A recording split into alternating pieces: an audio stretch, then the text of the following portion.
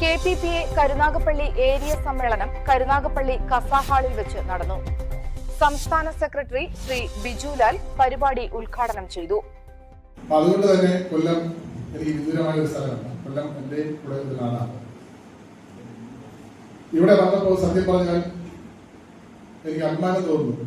കാരണം ഒരു ഏരിയ സമ്മേളനം എന്നതിലുപരി ഇത്രയും ആൾക്കാർ ജില്ലകളിൽ ഒന്നാം സ്ഥാനം തന്നെയാണ് കൊല്ലം എന്ന് പറയുന്നതിൽ എനിക്ക് അഭിമാനമുണ്ട്.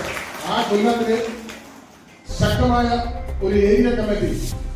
ശ്രീമതി മഞ്ജു ഹരി അധ്യക്ഷത വഹിച്ച പരിപാടിയിൽ ശ്രീ അൻസാരി സ്വാഗതവും പറഞ്ഞു.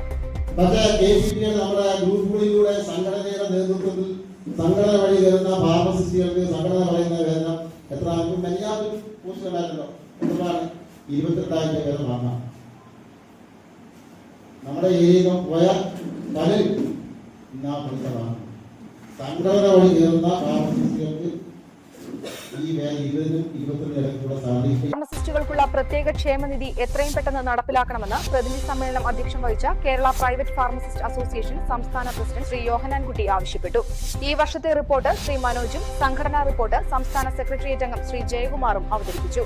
സംസ്ഥാന കമ്മിറ്റി അംഗങ്ങളായ ശ്രീ ശ്രീകുമാർ, ശ്രീമതി ഷീബ സേതുലാൽ എന്നിവർക്ക് പുറമെ അസോസിയേഷൻ ജില്ലാ ഭാരവാഹികളും പങ്കെടുത്തു. 2025-26 ഭാരവാഹികളെയും സമ്മേളനം തിരഞ്ഞെടുത്തു. പ്രസിഡന്റായി ശ്രീ സാബിത്, സെക്രട്ടറിയായി ശ്രീമതി സുമീറ, ട്രഷററായി ശ്രീമതി റിനി ഫിലിപ്പ് എന്നിവരെ കൂടാതെ 13 അംഗ കമ്മിറ്റിയെയും സമ്മേളനം തിരഞ്ഞെടുത്തു.